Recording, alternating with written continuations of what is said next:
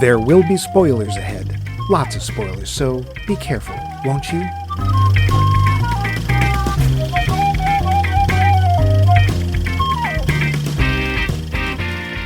Oh, hello! Didn't see you there. You just caught Mike and me starting out a brand new series. We're going to be choosing a random year and discussing the top grossing and the biggest bomb of that year. We're calling it Tops and Bottoms. Whee! Mike chose the name. Yes. Don't get why people keep giggling when I tell them, but we're starting off with 1959, which according to Al Stewart was a bad year for labor and a good year for wine. Ain't that true? The biggest hit of 59 was Ben-Hur, A Story of the Chris.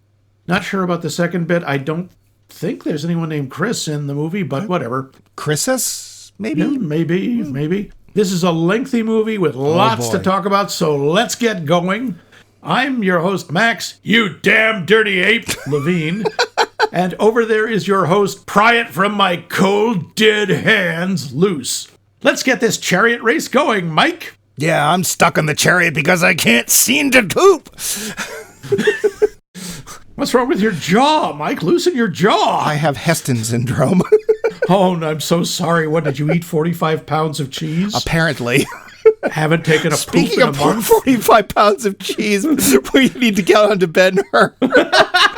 Ow. But first, we have our poll question. We wanted to know what movie really needs a remake. Dave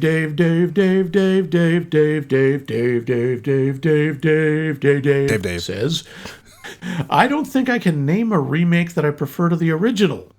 That's not quite what we asked, but I guess the exception is when I view a literary work that is too complex for film. Oh, okay. So I'm happy to see any number of remakes of great works, but they're more like a new take on a familiar story. I don't think there's enough Shakespeare on film. So make more Shakespeare. What? You heard him. Let's go make more Shakespeare. I pretty much think that since there's been film, they've been making filmed versions of Shakespeare. Yeah, but it's true. They do tend to do about the same 6. Well, those are the good ones. Well, yeah. I think we need one of Cymbeline or Joni Loves Chachi. Excuse me, that's Jonibus Loves Chachis. Oh. Yeah. But okay, thanks, Dave. Sure. We'll go make more Shakespeare. Brian Mundo says, definitely not Spider-Man or Superman or Batman or any of those overdone superheroes. Yeah. Mike actually called him on, okay, those are the ones you don't want to see. What do you want to see? Avatar, The Last Airbender by M. Night Ding-a-Dong. Yeah. That movie was so bad, I had stricken it from my memory until just now. And it's Sorry so dark. we brought it back. Yeah. And famous Tatum inventor Richard Tatum says, Mine's sharp. Howard the Duck. What? Oh. No. The original comic was a hilarious send-up of comic tropes, and now that Marvel has that character in the mix and more developed, and since they didn't need a team of people in awful duck suits anymore, it's time. You know, he's right. The comic book is really good. The comic book was hilarious.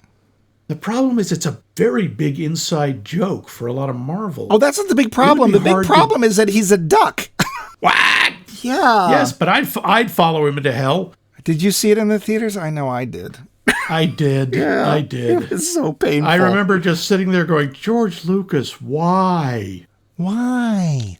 Why? Yeah. Okay. But I think that's a good idea. Thank you, Richard. It couldn't be made any worse. Keith Wright, like Richard, part of the second greatest podcast in all of existence. Which is? Cue Footsteps. Says, Blackula. Oh, I want another black vampire lead besides Blade. Yeah.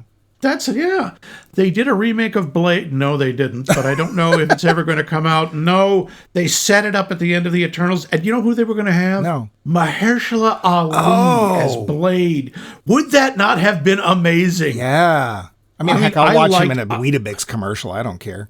I thought Wesley Snipes was great as Blade. I think this could match or exceed it. Remember our episode on Blackula? We actually found some pretty decent story elements to that movie, although it was incredibly low budget. Yeah. Yeah, William Marshall. Oh, I'm so scared.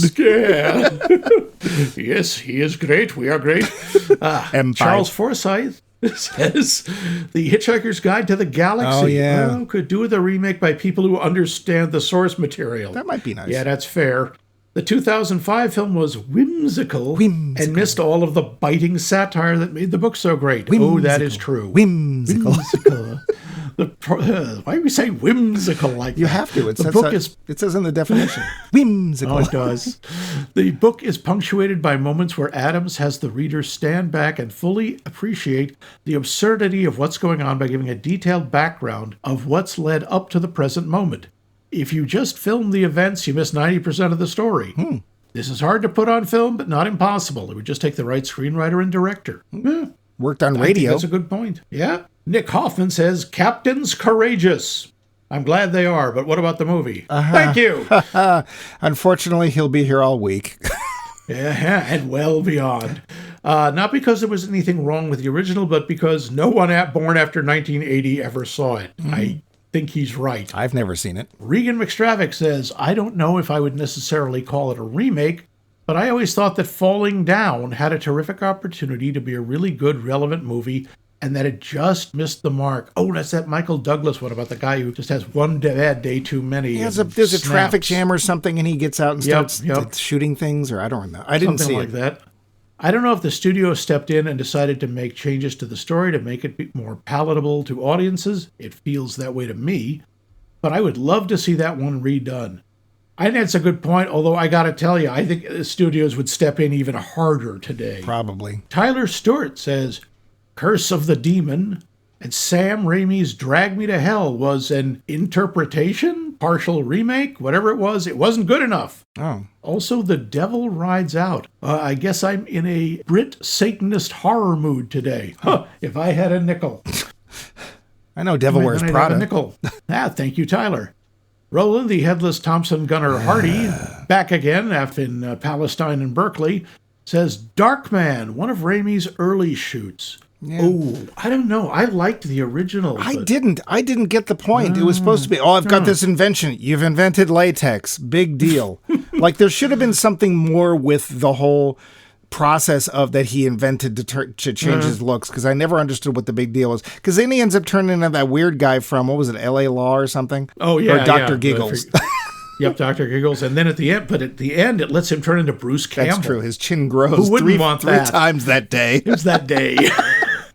Byron Ho, taking his life in his hands, says, I also think The Fifth Element really needs a remake to be made better, Byron. Oh, dear. Their home life is going to be interesting. Oh, dear. He I think, seriously says, E-Ragon, for all your online Aragon. Loved the books, but the movie wasn't so good. Really? That's polite. See our entire episode on Aragon. Byron, I hope you're not suffering without your stone. I know I am. Brad Albertson said Sucker Punch. I'd love to, Brad, but I can't reach him. I loved the movie, but it was not well received. Snyder was also forced to change the movie. I never saw it, but I'd be interested to. And of course, from that remake far to the north, Canada, America's remake. No. Yes, it is. It's at this point, it's an improvement. Oh, man. All right, I'm calling up all 40,000 Scotsmen that are in Boston right now. They're coming to your house, and they're tropping your plants. I don't have enough beer. I don't have enough beer for them. Nobody does. They've the city dry. Sorry, Scotsman. We should have had more beer on hand. I don't know why we didn't. 40,000 Scotsmen can't be wrong. Yep. I know. I'll challenge them to play tennis. They won't have a chance. Put on your bedsheet for ginger blancmange.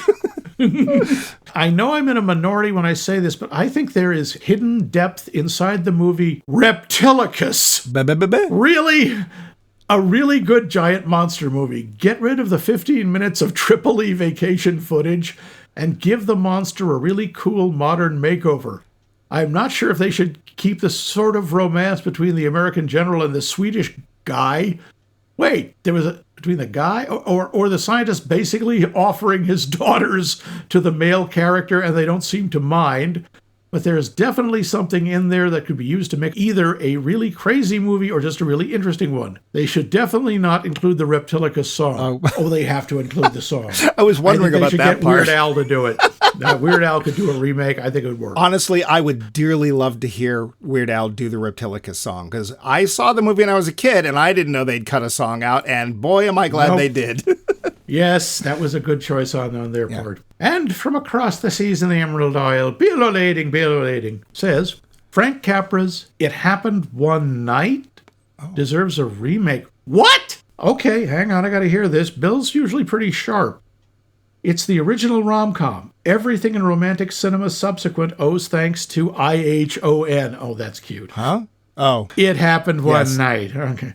Anyone who loves cinema needs to see it. That is absolutely true. It feels so modern. Well, except for the whole, oh no, we can't have sex, we're not married. Colbert and Gable are amazing together. Stephen Colbert's in that? Yeah, and he's terrific. Wow, okay. That's right. And Betty Grable. Ooh, 7 Betty Grables?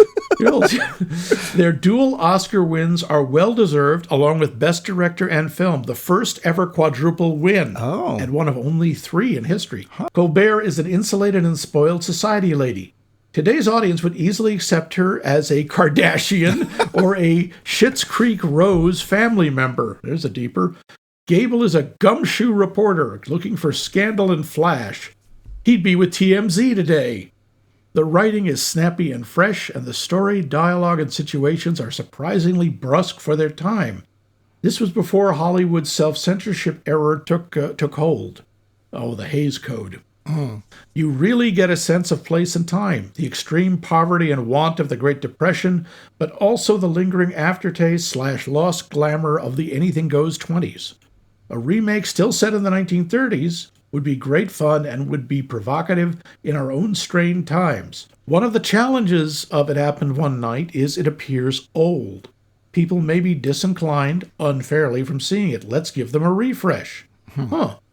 The threat of want at home, the threat of fascism on the horizon, and a tableau of America, I guess, as the 2 strangers turned lovers ride the night bus from Miami to New York.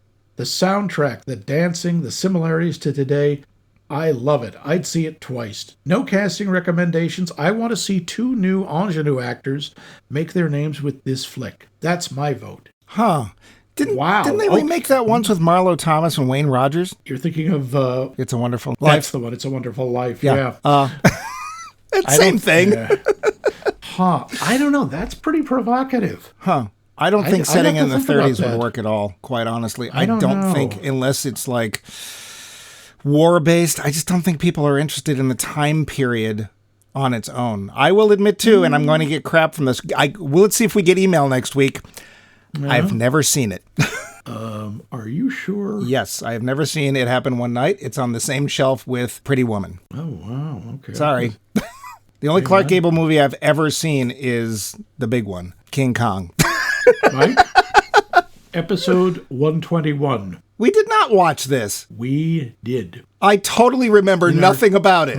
I've never seen it. Oh, that's sad. That's very sad. We did this? This was from our series number 16, Isn't It Romantic? Really? Yep. Did we like it? I kid you not. Yes, we loved it. Okay. You decided to sell all your possessions and give them to the descendants of Clark Gable and Claudette Colbert. Okay, fine. Good answer, Bill. Oh, dear, oh, dear. Oh, please, you remember every episode we've ever done. Who are you? It's called Hair, Max. It's called Hair. Oh. Thank you, Bill. Get rid of it. Yeah, thanks, Mr. O'Lading. And, here. Hang on, smell let me the get some perfume Brill from here. cream in my hair. And Max, it doesn't go on your face. But it makes my skin so shiny and smooth. It's another one from Doris Hempelmeyer. Hi, Max Mike Movies. Hi, Max. This is Dora Simplemeier here to answer your poll question for the week. Well, I was having a hard time with this question because there's so many I never want to see ever remade, and they keep threatening to. No Casablanca, right? But then I got to thinking, there's a lot of movies out there that were very badly cast. I mean, like white people playing not white roles. So I'm going to put out there for you Breakfast at Tiffany's and A Majority of One. I think that if you put the actual actors who are of that background in those particular troublesome roles, I think we could have some really good movies. What do you guys think? Anyway, that's my answer. I hope you guys have a wonderful week. I'll see you later, Max. Bye. Okay. Well, first off, I can definitely see replacing Mickey Rooney in Breakfast at Tiffany's. Or yes. removing that part entirely. Entirely. Yeah, you get some other loud neighbor. I don't know. Huh. I have a hard time with that movie. I do not like that movie because I do not like what they do to the Audrey Hepburn character. I like her without George Peppard just fine, thank you very much. I don't like this Taming of the Shrew crap. Yeah, I also, it's a hell of a reach to try to redo an Audrey Hepburn role. Yeah. Most of the time they're smart enough not to try that. I also was just weirded out. It's like, wait, she came from the Beverly Hillbillies? Really? Because I was not prepared for Uncle that. Jed came to claim her. Yep. She was from Bug Tussle. Take her out to the cement pond. Okay. Yep. But, we like the answer. But thank you, Doris. Yeah. But what about you, Max? Ha ha! What about me? Oh, Kirsch. I got a couple. Yeah. I would actually like to see a remake of the Dunwich Horror. Oh, I've never seen it. Yes. Is that a Yog Lovecraft? Sothoth. That Sothoth. one. Okay, yes, it is. It's a terrible, terrible movie, but it's an interesting Lovecraft story, and I think someone could do it a lot better. I think it's safe to say Preferably without the Yoda ears. I think it's safe to say you could probably remake any Lovecraft film. I don't think there's been any good There ones. have not been a lot of good ones. If I mean, any. From Beyond, I suppose, Well, is technically sort of a Lovecraft I enjoy movie. From Beyond very much. Calling it a good film, that's a stretch. No, that's true. Yeah. I don't know. Hey, any of you out there, are there any good Lovecraft films? Yeah, I'd like to know. good ones. The other one I'd like to see is a remake of The Conqueror. I'd actually like to see a movie about Genghis Khan, maybe actually played by Asian actors and with no radiation poisoning. Sure. I think mean, it could work. I don't think it'd be as funny. Oh, it wouldn't be nearly as funny. Hopefully not as boring. I have returned, my mother. Yeah, see our entire just see our episode because that way you don't have to watch the movie. Please don't watch the movie. Yeah. What about you, Mike? What would you like to see remade? What movie cries out for it? Well, what's interesting is that I have a clue, a visual clue, nobody else can see it, is your background. I would like them to remake the Star Wars prequels. They suck. I'm sorry. Yeah. But the whole arc of Anakin Skywalker does not work. His motivation makes no sense. There is no pathos. There is no acting. And it has a unfortunate connection to this week's film. Yes, it does. So honestly, I I think I'd like to see all three of those. Yeah, Yep. like somebody else make them, please, and rewrite them. Like just literally scrap everything. They don't have to in any way resemble. Lock George Lucas in a box and I know have someone else do it. that there are younger fans that those were their first Star Wars films and they like them. But they could be done so much better. Better. So, but you know what else can be done better, Max, is a new poll question. I think our last one was very good. But yes, I would like another one. When you hear that a movie is a multi-Oscar winner, does that actually influence your desire to see it? And does it do it positively or negatively? And at the end of the show, we will reveal our dark secret of how to contact us. And unfortunately, it does not involve sacrificing 8 squirrels and filling their bodies with acorns. No, it involves email, Max. But yes. Before we move on, Which is worse. I would like to make an announcement. Okay. We have a sad announcement today. And while it's never the aim for Max Mike Movies to add morosity to our podcast, we must relate. Yeah, it's a word. I made it up. We must relate the news that the Bruno Kirby Memorial Fatsuit has passed on. The Fatsuit was last seen in Hollywood enjoying a cup of coffee at the Brown Derby. It spent a fine day frolicking in the grass. The family asked make me cry. I'm sorry, Max. Family asks you to not send flowers or cards at this time. So yes, the passing of the Bruno Kirby Memorial Fatsuit. You were taken from us too soon, Bruno Kirby Memorial Fatsuit. And who would have thought that its origin was The Godfather? But I finally found out where it came from. I finally found it. Oh, I always forget he's in the second movie. But the thing is that it was given from Bruno Kirby to Christopher Lloyd so he could play Uncle Fester.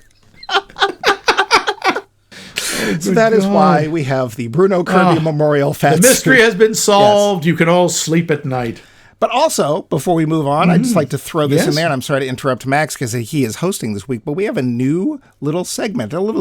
Yeah. And it's called Seen Anything Good? So, Max, seen anything good? I saw Disclosure Day over the weekend. I thought that was almost good. I thought there were parts of it that were really good. I think the performances were great.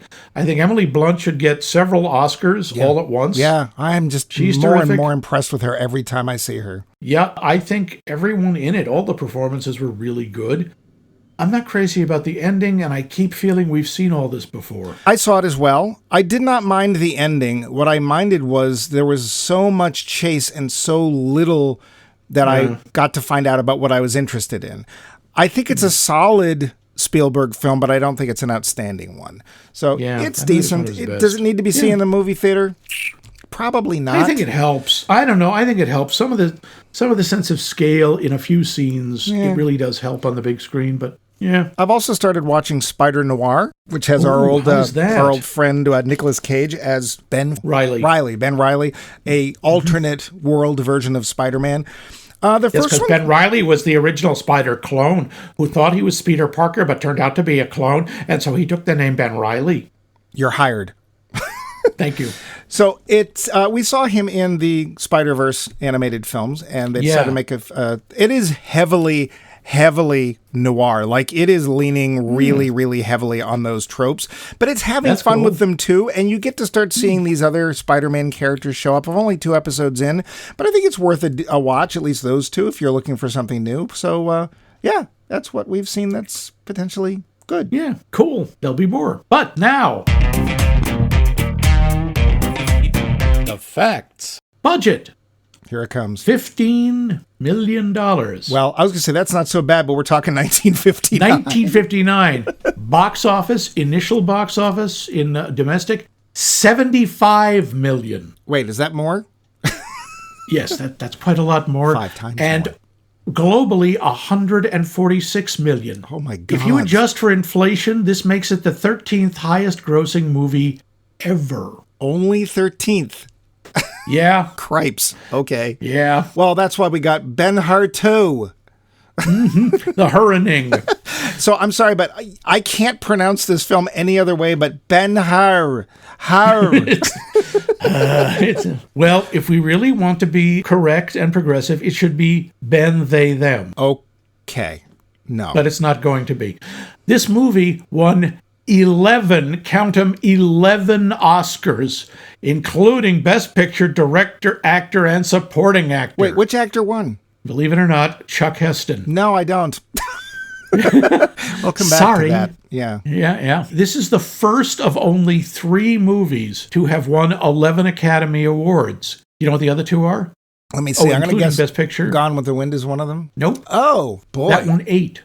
That one 8. 11 Oscars. Well, plus 2 special ones. I know one of them I'm going to kick myself for. It's like, because how would I not know this? But I'm going to go with I don't know. I'll give you a hint. I'm going to sink this bitch. Really? Titanic. Okay.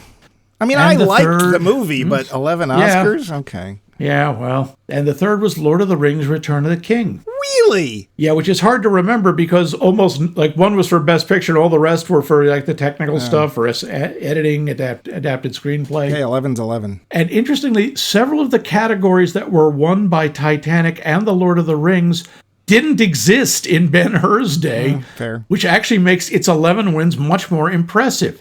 The director, William Wyler, of the famous Fruit Punch, he also did Roman Holiday, The Best Years of Our Lives, Mrs. Miniver, got an Oscar for that, and Funny Girl. Oh. He also coined the famous joke, "It took a Jew to make a good film about Jesus." Well, it's nice to know there was somebody of the Jewish persuasion involved with that film. There's at least one other. We'll get to her. Oh, that's nice. Yes. This is based on the 1880 novel Ben-Hur, A Tale of the Christ by General Lew Wallace, who was the former U.S. minister to the Ottoman Empire and governor of New Mexico. Didn't he also write the Ballad of the Green Berets and then write that whole series of Casca books? I think you're thinking of Staff Sergeant Barry Sadler, so no. Oh, well, you can see why I get them confused. Not really, not at all. The book was made into a Broadway play and later into a silent movie in the 1920s. Oh. In 1900, Ben-Hur became the best-selling American novel of the 19th century, surpassing Uncle Tom's Cabin. Harriet Beecher Stowe. Yep. The chariot race required 15,000 extras, background actors Okay. on a set constructed on 18 acres of backlot Cripes. at, I'm going to say this wrong, but Cinecittà Studios outside Rome. Right. Tour buses visited the set every hour. 18 chariots were built, with about half being used for practice. The race itself took 5 weeks to film and cost about $4 million, or about 25% of the film's budget. Well, it is like the most memorable and iconic scene of the film. This scene actually used one of the very few and extremely expensive 65 millimeter cameras in existence, and it was destroyed during the race. Oops. Oops. Yeah. During the 18-day auction of MGM props, costumes, and memorabilia that took place in May 1970, when new studio owner Kirk Kerkorian was liquidating the studio's assets, things weren't going well that year, a Sacramento restaurateur bought one of the chariots from the movies for $4,000. 3 years later, during the energy crisis, he was arrested for driving it on the highway. Yep. Wow. Okay. The desert sequences were all set to be filmed in Libya until authorities in the country, which for those of you who don't know is a Muslim nation, realized that the film was promoting Christianity. So the government ordered MGM out of the country, forcing the studio to shift filming to Spain, which has the only desert in Europe. This is the only Hollywood film to make the Vatican-approved film list in the category of religion. Oh. Jesus Christ shows up in this a few times. Sort from of. the back of his head, his hands. You never see his face. And he is played by American opera singer, because God knows you needed an opera singer for a non-speaking role, Claude Heater, who went uncredited in his only feature film role because he never spoke. Yeah, he was born in Oakland, California, just like Jesus. If you're interested in the wager that the Sheik makes with masala involving talents, Sheik. 1,000 talents, yeah, we'll get to that. Yeah. A talent was a measure of weight and could have meant either silver or gold, as each metal was measured in talents. In 2022 dollars, the sum wagered by masala against the Sheik at 4-to-1 odds, so 1,000 talents. If it was silver, that'd be about $82 million. And if it was gold, $8 billion. Wow. Big bet. A lot of money to throw in a goddamn golf swing. Yeah. Golf swing? It's the horsies. It's a beautiful Saturday afternoon, and what the hell else have we got to do? Sorry, that's Thomas Crown. The 10-square block set that represents Jerusalem is historically accurate. They did a lot of research. Yay. Stephen Boyd had to wear lifts in his sandals or whatever to make his height closer to Charlton Heston's. Martha Scott, who plays Judah Ben-Hur's mother, or Charlton Heston's mother, was 45 at the time, which makes her 10 years older than Charlton Heston. Yeah, we'll come back to her. I know they had kids young, but she also played his mother, Yochebe, in the 10 Commandments 3 years earlier. Oh, dear gods, did she? Yep, Okay. yes, she did. Charlton Heston actually had learned how to handle a 2-horse chariot when he was making the 10 Commandments. When he arrived in Rome, he instantly began lessons in 4-horse chariot racing with the film stunt coordinator Yakima Canutt. You know, Yes. Yakima, I never missed a Yakima Canutt film. The 300 sets built required 5 years of research and 14 months of labor. During filming, director William Wilder noticed that one of the extras was missing a hand. He had the makeup department construct a prosthetic that included a protruding false bone to cover the stump for the scene in the galley. Yeah. Wilder did the same thing with an extra who's missing a foot. An infirmary was built specifically for the filming of the chariot race scenes. However, in the end, very few injuries were actually sustained, and most of them were sunburn. Even more incredible, and this really kind of stunned me, despite all the dangerous stunts done with horses, none of the animals died or had any major injuries. In the 1925 version, close to 100 horses died during production. Ugh. Yeah. Yuck. At 2 hours, 1 minute, and 23 seconds, Charlton Heston's performance in this movie is the longest to ever win an Academy Award for Best Actor and the second longest to win in any category. Well, That's something to be proud of. Chuck.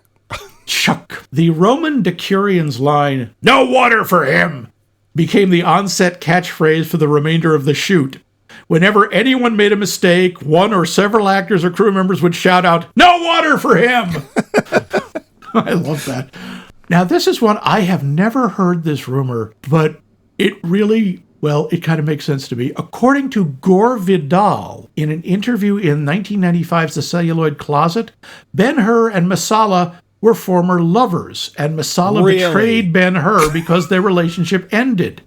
According to Vidal, who claims to have written part of the script, he discussed this with Stephen Boyd, who played Masala, ahead of shooting, but they didn't tell Charlton Heston because they figured he couldn't handle it. They are probably right, and we will come back to that. After the interview, Heston vehemently denied that Ben-Hur had any homosexual subtext or that Vidal had any real involvement with writing the script. Oh, boy. Vidal responded by quoting extracts from Heston's 1978 autobiography, An Actor's Life, in which Heston admitted that Vidal had written much of the finished screenplay. Yeah.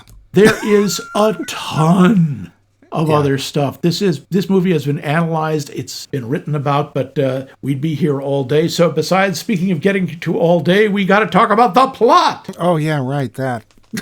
Our story begins in Bethlehem, sometime around Hanukkah. And there were in the same country shepherds, abiding in the fields, keeping watch over their flocks by night. And a mighty Klieg light led them and 3 wise men to a manger where a calf jumped around.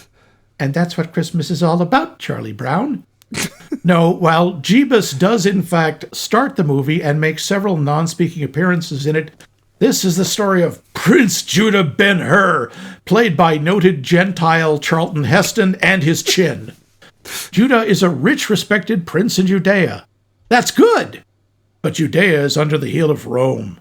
That's bad. But Judah's old friend, Masala, has come home as second in command of Judea. That's good. But Masala wants Judah to narc on any grumpy Gus Jews who maybe aren't nuts about Rome. That's bad. Okay, enough of that. Masala throws a hissy fit when Judah points out that snitches get stitches, and through some very unwacky hijinks, gets Judah condemned as a galley slave, and his mother and sister, Charltonina and Charltonette, thrown in prison. Judah has nothing left but his hatred of Marsala and his chin. Grr. Through sheer Hestonosity, he survives the galleys, rescues a powerful Roman, gets adopted by this Roman, meets an Arab sheik played by a Welshman, has the most famous chariot race in cinematic history, finds out that his mother and sister have become lepers, and still finds time to run into Jebus himself several times, including at the Sermon on the Mount and the crucifixion. Jebus uses his magic powers to cure Judah's family for some reason. Judah gets the girl, and everything is wonderful for the Jews forever after that. The end. The film. Thank you.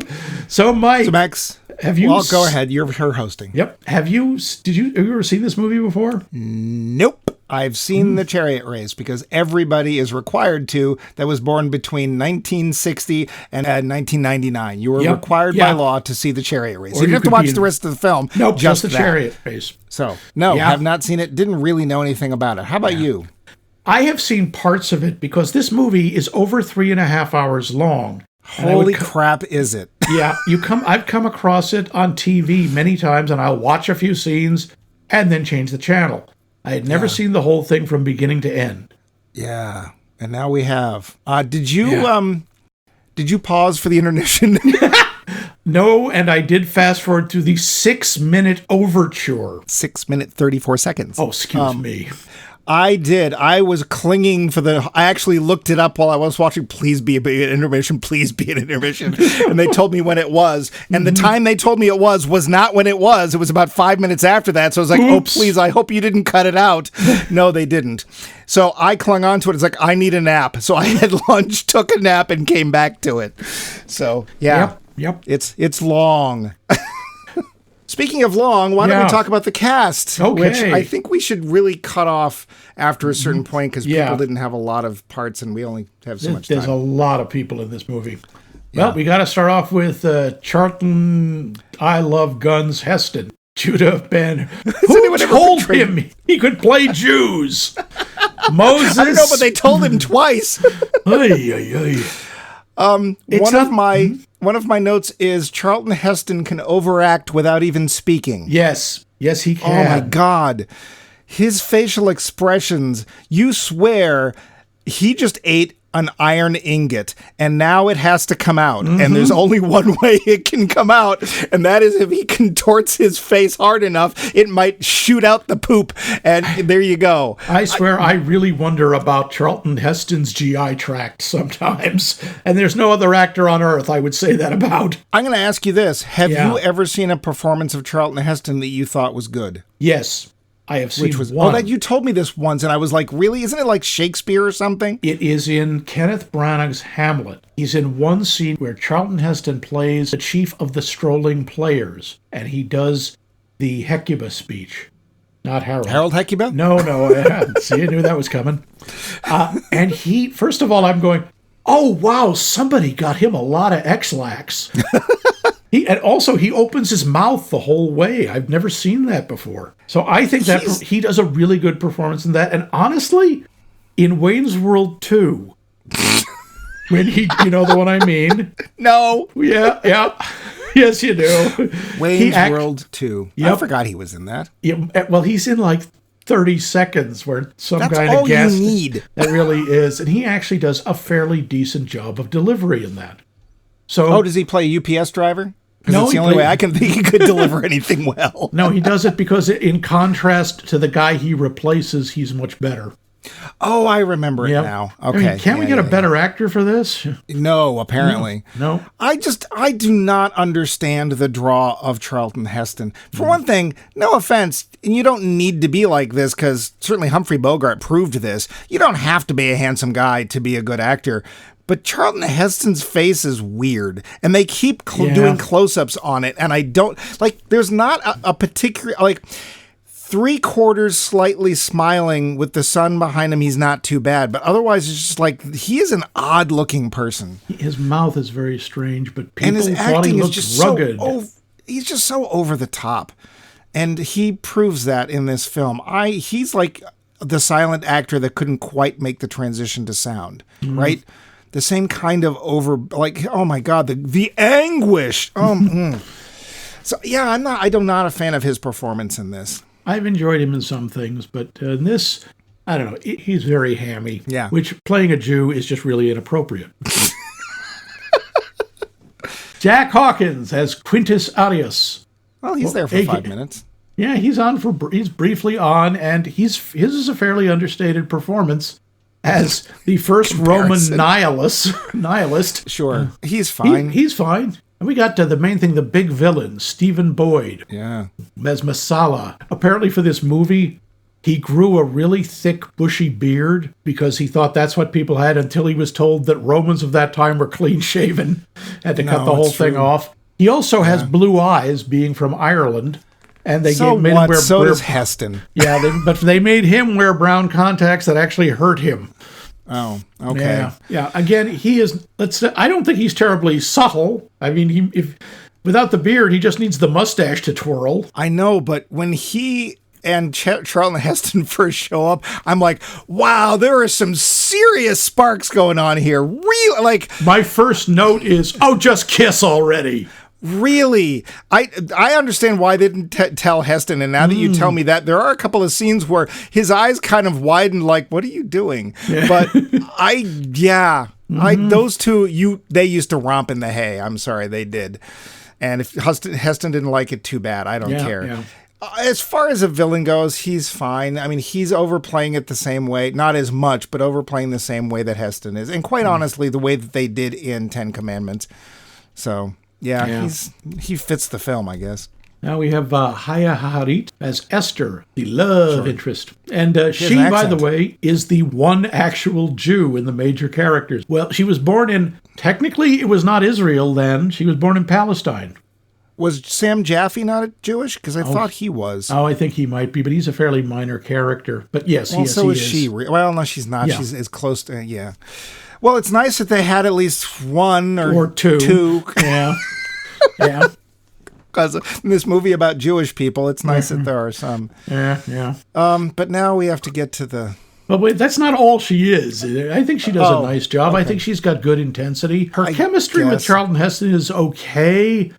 Well, it's supposed to be very smoldering and sort of long, hidden passion. And it's kind of like, oh, really? Okay. Well, my note when they're together for the first time is...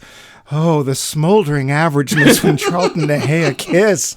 It's, Oh, you're so suitable. Yep.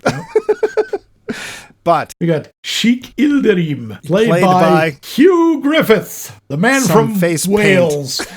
Paint, that's being generous. It's shoe polish. Not only that, but it's not consistent. Sometimes it's lighter. Sometimes he rubs it off. You got to understand, part of that is the high definition. Back then, it wasn't as noticeable, but now you can see a very sharp makeup line on his forehead right before the turban. Sometimes, the burnous, and sometimes he's darker, and it's like, wow. Other than that, I really like him. I like his performance. He's got so much energy.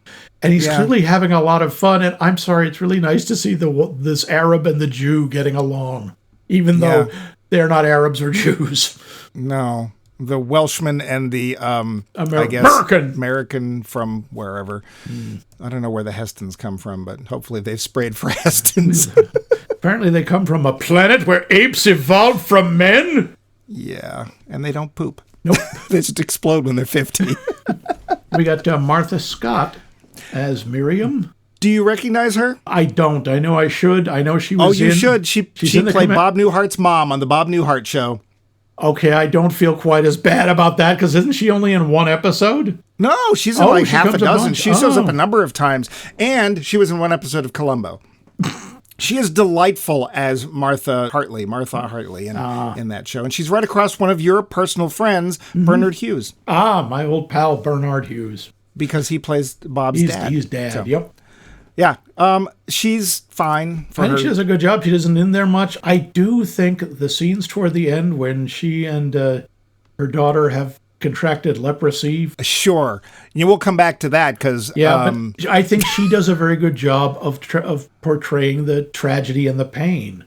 Yeah, except when you finally see the makeup, it's like, oh, honey, you have a little smudge there. You might want to... Yeah, I got to say, that is the nicest looking case of leprosy I've ever seen. Who else do you want to mention? Because we don't need to go through all of these people. I am kind of surprised by the way they portrayed Pontius Pilate. You mean as a gay man? Yeah. Well, no. He actually comes across... Pontius and the Angry Inch. What? Sorry, it's a deeper... I know. You're talking about Hedwig and the Angry Inches. Is Frank Thring in that? No, but I didn't think so. You're waiting for him to just start singing, aren't you? He seems like he's about to burst into song. He does look like he's about to burst into song at several points. But he's actually portrayed as fairly reasonable. Usually he's this horrendous villain. But when he's talking about, look, this is the way the world is. Rome's in charge for now. Either that or with that voice, he's about to try to sell you some 9 Lives cat food. He's fine, but I'm sorry. It's like when, what's his name shows up in Plan 9 from Outer Space. It's like, okay, yeah, we know you're gay. The Imperious leader, whatever his name was. Yeah. Bunny Beckenridge. Why do I remember these things? Mr. Bunny, I heard you becoming a lady. Yep. Speaking of which, there's an actor in here I swore was Tor Johnson, and it's not. It's not. You're talking about Malthus or Malka. Yeah. Malak, that was it. The unspeaking giant who is I wish I'd seen more about them, because Simonides, who's Sam Jaffe, who is the steward of the house of Ben-Hur, he gets tortured. He can't walk, so he has this incredibly big mute carry him around. Time for go to bed. You must have been the tallest one in your class. Yeah. I guess the only other person I'd bring up is Terrence Longdon as Drusus, otherwise known as Masala's second lover. Oops. Yeah, I'm sorry. That's right. Those two are making rebound. He gets so jealous when Ben-Hur shows up. He's like... Yes, and by the way, there's no lack of nearly naked, sweaty men in this movie. I mean, it's not quite as bad as Top Cappy, but it's kind of close. Yeah. See our episode a couple of weeks ago. So yeah, there's a cast of mostly people I'd never heard of, which was interesting. I thought that was interesting. So one thing surprised me when this popped up, besides the overture. The last time I saw the overture used in a film was 1990's Disney film, The Prince and the Pauper. They actually had an opening short. They did. They had an opening short cartoon, and then they had a little overture and a little countdown for like 10 minutes. But we don't get those anymore. Do you miss them? Not really. I mean, I certainly don't miss them on streaming. I don't see the point. That's what the pause button is for. Yeah, in the movie theaters, the only thing I could see is it gives you a chance to find your seat and then go out and get popcorn and come back, or use the bathroom and come back. Well, that's what the previews are for, or the ads. So, something weird is an MGM film. Did you notice something weird about the MGM opening? Yeah, the lion doesn't move. He doesn't roar. There's no roar. Oh, I missed that at all. Okay. I was just like, the lion roaring. It's all he does. You cut his line. So they didn't want to pay him. Did you watch this on a service of some sort? Yeah, I did. I watched it on Man, what a gorgeous print. It is beautiful. They have really done everything they can to maintain and restore this film. And I understand why. I mean, this thing is cinematic history. Yeah, it's gorgeously shot. So much color. All the color. And you know what? It made me realize, because I saw this, of course, I saw it the same day I went to go see Disclosure Day. And Disclosure Day leans way into that blue-gray palette that is very common these days. Yeah, that's and part of me is like, I kind of miss color. Yeah, I miss that too. And it's so beautiful. But we start off with the birth of Jeebus, and all I could think of was, that's no star. That's a space station. I like I said, I thought it looks like a Klieg light because it's like shining a spotlight down on the manger. Well, also, I got to say there is a detail that I could not help but notice. Yeah, the calf that you see, which is also symbolizing the birth of the a one baby, that nearly kicks Jeebus in the head, almost murders the Messiah, is a Holstein. The Holstein breed did not exist until 1922. Ruined the movie. Speaking of animals that were not what I expected, did the horses that Ben-Hur chariot drives, did they look a little odd? They didn't look like Arabians, that's for sure. That's the thing. They're supposed to be these 4 perfect white Arabians. They were not. They were Lipizaners. I'll tell you right now, the one on the right that eventually goes on the inside because he's slowest, it's Bumpy. You think, Bumpy doesn't look that good? Aren't you a little short for a chariot horse? Yeah. No, I could tell because Arabians have a very narrow nose and they call it a dish-shaped face. I don't know why but they do that. Yeah, but it's like, those aren't supposed to be Arabians, are they? Because they ain't. Yeah, they really ain't. There's 2 words that I think best describe this film, or at least that it has in abundance. Let's see if you agree. Grandeur and pageantry. They're cops. Yep. Both officers are present and accounted for in this movie. There's a lot of huge scale, whether it's the desert or the circus itself where the chariot race takes place. The pod race, yeah. Yes, the pod. You really can see, hey, I bet I could use this. I'd like to do a pod race that's like the one in Ben-Hur. But let's be fair. Everybody for the last 60 years who has any kind of a race sequence owes something. The chariot race, it is magnificent. Well, NASCAR owns its existence to this. Yes, pretty much. People seem to like to watch people turn left. Let's make something out of that. So the pageantry and the grandeur, never mind the budget, I did a little, I didn't have to do a lot of research, but I did a little research on why they might have been willing to do this. So this was made in 1959, and there was something big going on in the 50s, especially the late 50s, that was really troubling for Hollywood. I'm sure you know what this is. Rock and roll. No, but you're sort of close. Television. Television was McCarthy hearings. Well, no, but television was taking huge bites out of movie profits because they started showing movies on television, and a lot of people were like, well, why go out to the theater when I can just sit at home and watch it in my box, even though it's in black and white and 1/1,000,000th the size, but it's the same thing.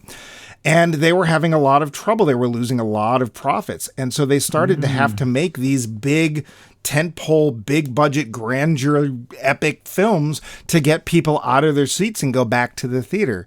And this was more or less the golden age of television. So there was all sorts of new and interesting stuff going on at home. And that may be one of the reasons. They wanted something that you really kind of had to see on the big screen. Yeah. Well, we've asked this question before. Max, I did not see this on a big screen. I saw it at home. Do you think this film would have benefited from seeing it in a big theater? 100%. Yeah. 100%. I wish I had seen it in a big theater. Yeah. Well, that is the way to see this. I wouldn't have got my nap. There's another reason that they filmed it in Rome. Not just because they had that was the largest outdoor studio in Europe, but MGM had financial assets in Italy that had been frozen by Mussolini's regime. In World War II, which had not been that long ago. And the government said, we'll release the money, but you got to spend it here. Oh. Well, to be fair, that's where this is supposed to take place. Yes. So, sure. Bloody Romans.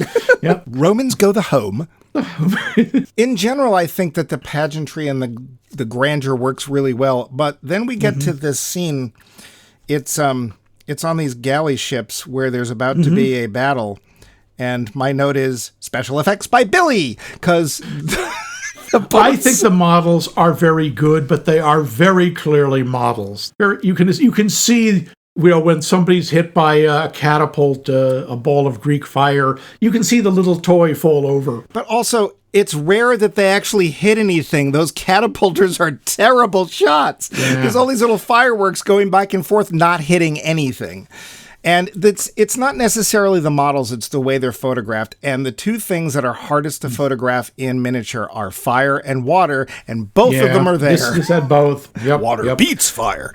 Anyway, so other than that, obviously the money was very well spent. I don't blame them for, at that point, not building a fleet of ships to actually have a battle, but yeah. I do like the Macedonian pirates. I keep waiting for them. Arr, we're Macedonians. Arr! Sure.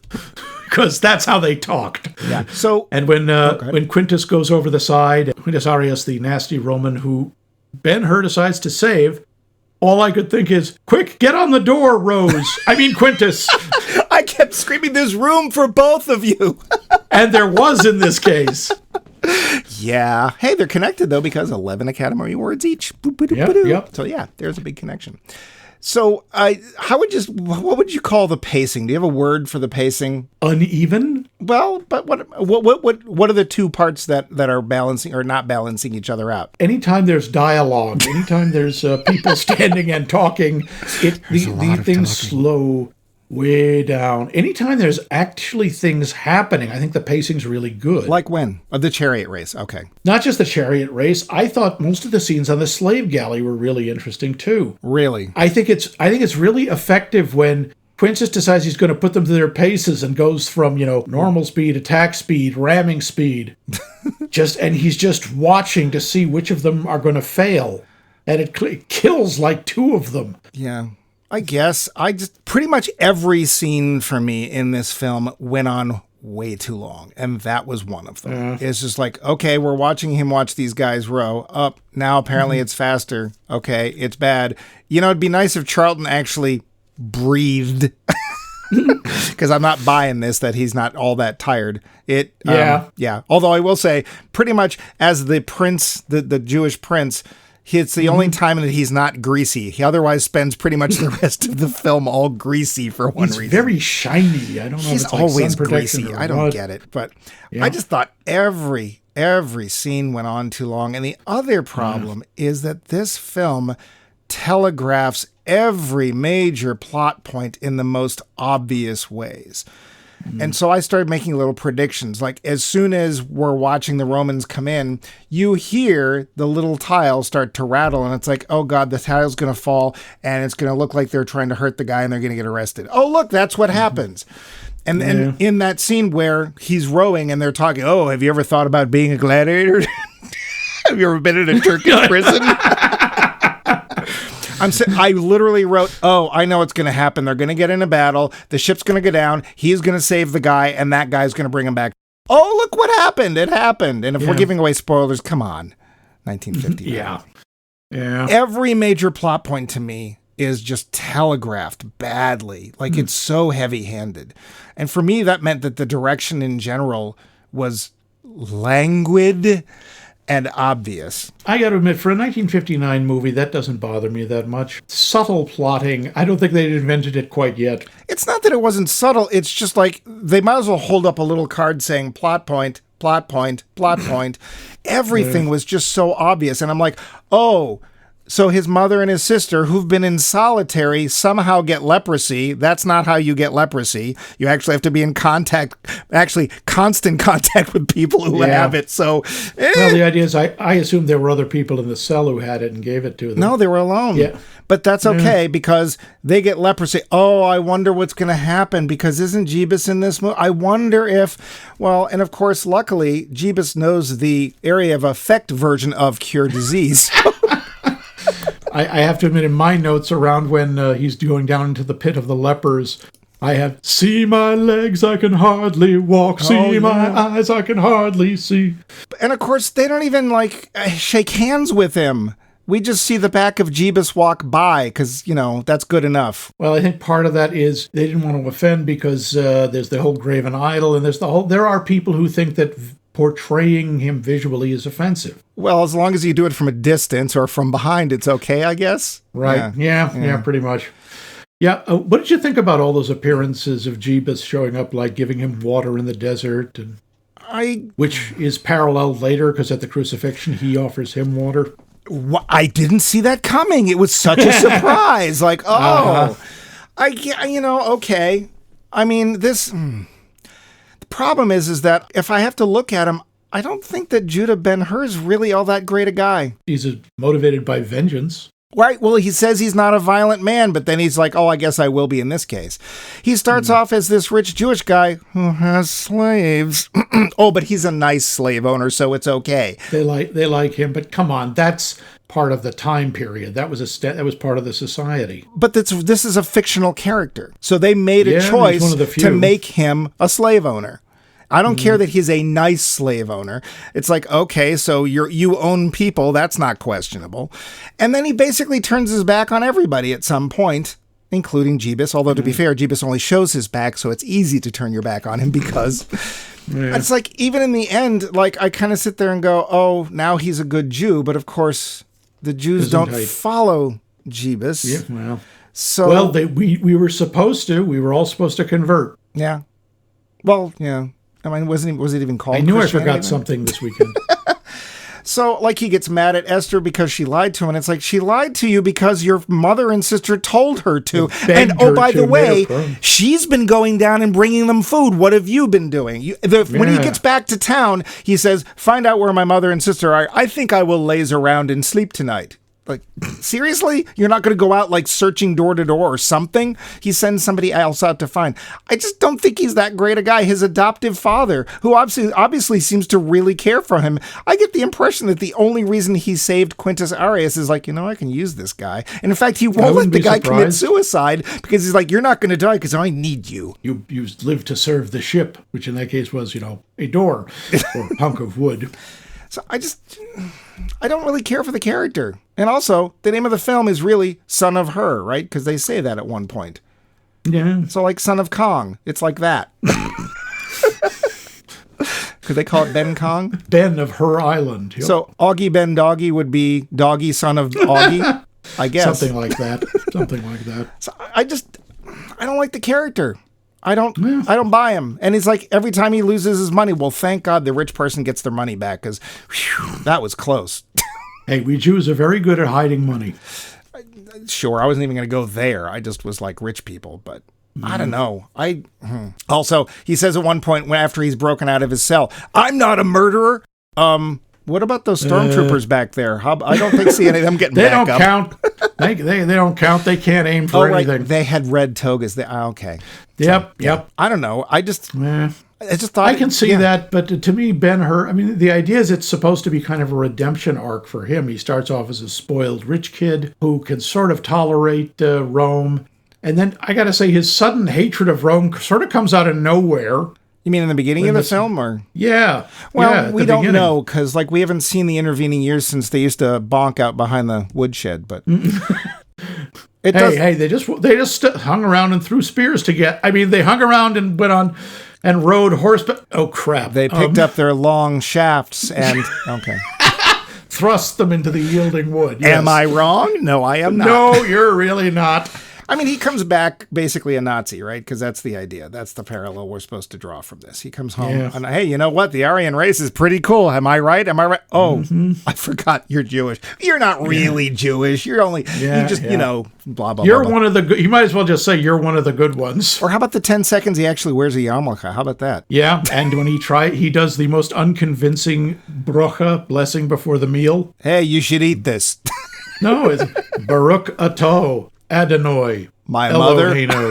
Mas, enjoy the fruits of the vine, my mother. I mean, if he was smarter, he would have stayed in Rome and used his newfound identity, power, and money to help the Jews. But he's like, no, I'm turning away from that. It's bad. And it's like, it's only bad if you use it for badness. You moron. He gets very, very hyper-focused. He gets some... You know, he's obsessed. It's the idea. He doesn't even... You get the feeling he's not so worried about his family. He just wants to kill Masala. Yeah. And the odd part is he doesn't. No, he doesn't. I mean... He hurts him. He runs over the... It's true. You know, the ponies kill Masala. The horses kill Masala. And the wheels of the chariot, grind his legs up. Well, that's because Masala's chariot had those little James Bond tire shredder things. Yes, which is apparently a feature of some Greek chariots. My question is, why did only he have them? Because I get why Ben-Hur, because Ben-Hur, maybe he did. That's probably something you have to practice with. You have to know about. None of the other racers thought, you know what would be a good idea? Swords on my wheels. Well, and the funny thing is if you looked at the way that the chariots were made and the team of horses, there's really no point when those chariots should have been able to get close enough to do that because the horses are way wider than the chariot is. So they cleaned that up. They're not supposed to use them on the wheels of the chariot. They're supposed to use them on the horses. Okay. That the horses don't spin. No, but if you cut a horse's legs out from under it, they kind of stop. Oh. Yeah, I put the spinning blades, No, I thought you knew that horses didn't spin, Max. I gave you more credit than that. Horses don't spin. Well, they could if you tied them to a big enough wheel. And I have to give you some points. This is a film of its time. And in 1959, obviously, this was a thing because it won 11 Academy Awards. And people went and saw this 3-hour and 42-minute film. And all 6.5 minutes of its first overture, and then I forget how many minutes of it. It's like 10 minutes of the intermission. Well, people had to go, you know. They did. Yeah, badly I did. By then. Yeah. But and also I'm kind of impressed that they had Jewish characters who were good guys. I mean, if you missed the word where they said they're Jewish, you wouldn't have known. Oh, no, some of them were wearing them little beanies. Like 2 of them. 2 of them were wearing little beanies. And they didn't wear them for long. Even Sam Jaffe takes his off, which But they do show respect for the mezuzah. Okay. That's that little tablet outside the house. Oh, what I was wondering about, what is that? Can you shed some light on that? Yeah, the mezuzah, it is a small case, usually sometimes ceramic, nowadays more likely metal or plastic. We have a little rolled up scroll that is a specific set of prayers blessing the house. I think one's from Deuteronomy. I can't remember what the other one's from. And it is both to bless the house and to remind you of the presence of God in the home. Oh. And the tradition is anytime you walk in or out, you kiss your hand and you touch the mezuzah, showing respect. Okay. I did wonder about that because I didn't know anything about that. Well, thank you for letting us know. Sure. I do have to say, when he wins the race and, Pontius is like, I'm upset. I kind of like that, and I kind of like how he's like, look, you're a god to them. I didn't think he was going to be reasonable to him. I thought, well, we're going to have to do something about you. Well, he's doing something about somebody else, so why doesn't he? Yeah. And I got to say, Pontius Pilate's throne room, nice. Yeah. I also have to say, I am concerned about all the use of purple, because you're not supposed to use purple in Rome unless you are actually a member of the royal family. I don't think a governor gets to do that. No. And I'm not positive. Hey, anybody out there know Roman history? Let me know if I'm wrong. Although we do get to see Tiberius Caesar, who not the imposing figure I was thinking he might be. They did kind of go downhill after Jules. Yeah. What else you got? The lepers. Sure. That is the cleanest set of leprosy I've ever seen. Yeah. I mean, leprosy is a horrific disease and does real terrible damage to people. It's now called Hansen's syndrome, and it is curable if you catch it early. The part nobody seemed to get is it's actually pretty difficult. As you said, it's not easy to catch. No. Standing near someone isn't a way to get it. Now, doing what Ben-Hur is doing of, wrapping himself around mom and sis, I really kind of hope that he got caught in the area effect of the cure disease spell. I heard the D20 in the background. Yeah. Apparently, it is something that it is transferable by people. They do believe that it is airborne, but it's exposure that's repeated close exposure. So them being in a solitary cell, I don't get it, because whatever.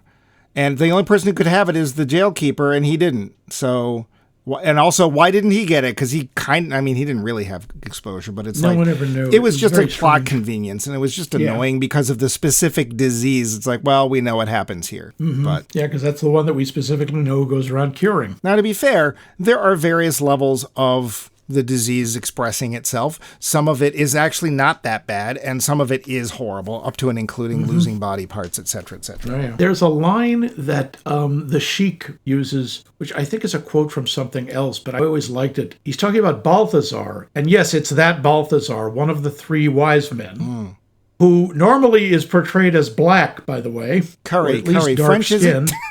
is British all the way. He was the dad in Ivanhoe, but he has a line, Balthazar is a good man, but until all men are like him, we must keep our swords bright. I like that. I think that's it's like, it's nice, he's a great guy, but until everyone's really great, I'm going to be ready to fight when I have to. That's pretty much what I got. Well, we should get to the ending because as of now, this is the longest show we've ever had, which to be fair, it's the longest movie we've ever done. This is the longest movie. Yeah, but so let's get to that part. The finish. So, Mike.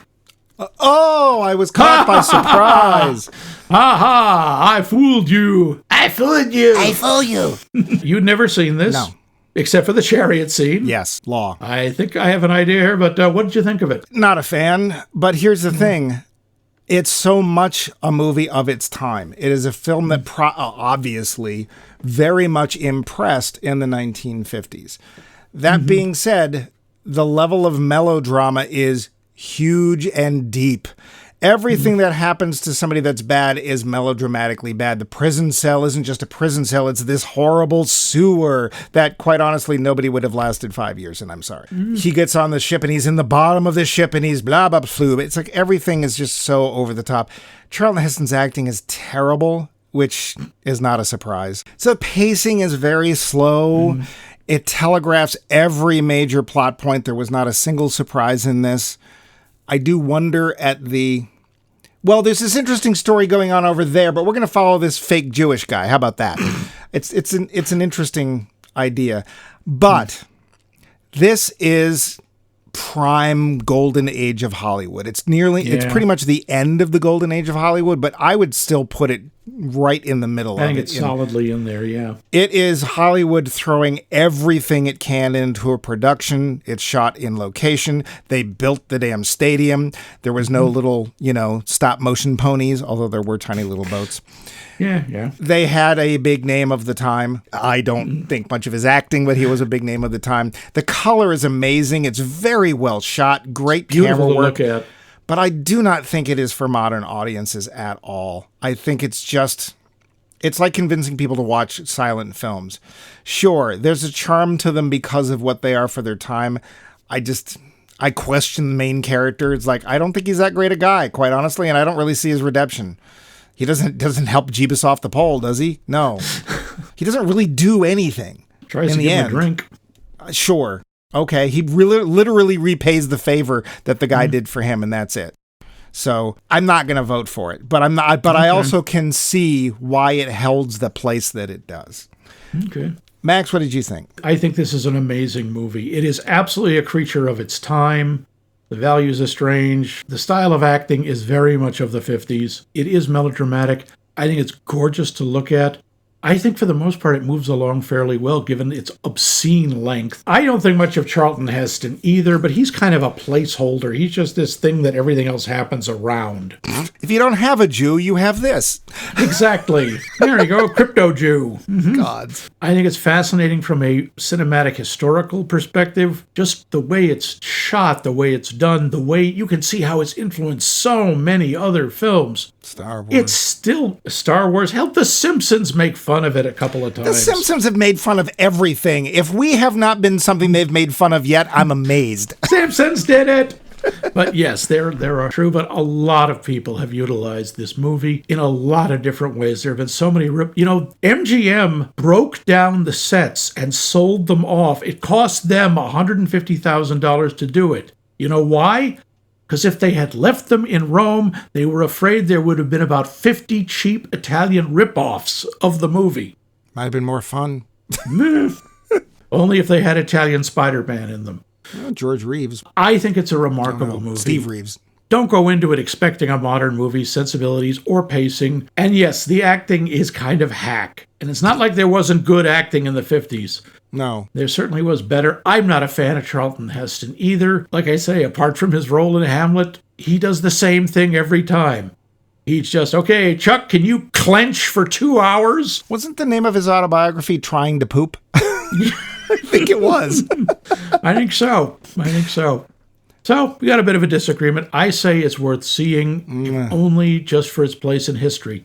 Yeah, I got better things to do with 4 hours of my time. You know what one of those things is? Answering our poll question. Max, could you go over that again, please? Hey, that's one of my better ones.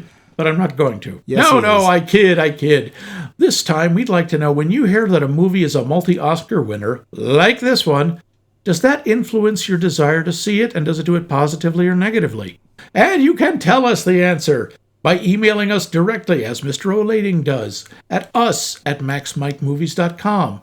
You can go to our website, which coincidentally, or is it, is maxmikemovies.com, and leave a comment. You can also make suggestions for the series, suggestions for other series, ideas for our 400th episode, please. Yeah. Something. Yes, you can do all of that. You can also find us on social mediocrity, such as Blue Sky and Facebook. Thank you. And we are on virtually every podcast that has ever been conceived or will ever be conceived throughout the history of the universe. We're that good. And you can be like my little desert flower, Doris Hempelmeyer, and call our hotline to leave a message. 617-398-7266. That number again is 617-398-7266. Thank you, Mike. But we are just getting started with this tops and bottoms. I still don't see why everyone's laughing. Ask Charlton. No, don't ask Charlton. Ask Masala. He knows. Yeah.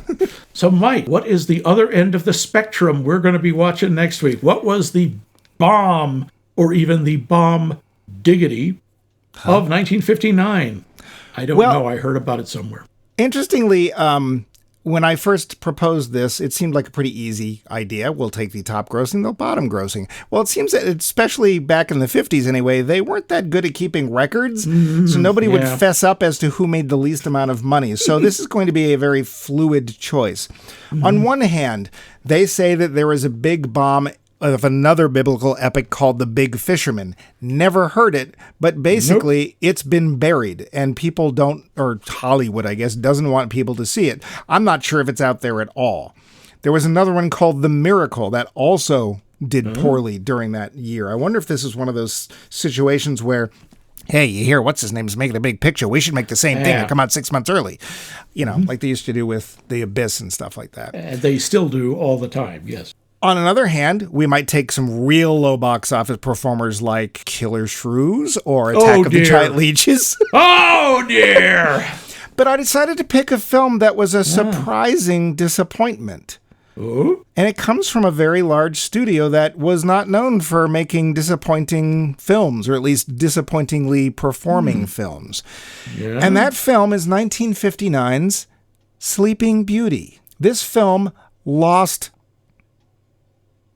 Now, wait a sec. When you say Sleeping Beauty, you mean like one of those cheap rip-offs they did by like Disney. a Russian film crew Disney. or a Disney. I don't think I know them. That's Walt Disney. That's 2 words, right? Disney, Productions. like this knee. Yep. The Walt Disney Studios. Yeah, that lost Sleeping money. Beauty. And one of the apparently one of the complaints was it was not a movie that was really made for children.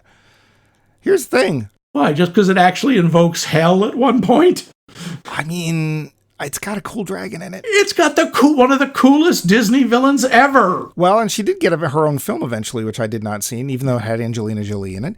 So, yeah, apparently one of the biggest disappointments of 1959 was Sleeping Beauty. So let's find out next week if it disappoints us here on Max Mike Movies.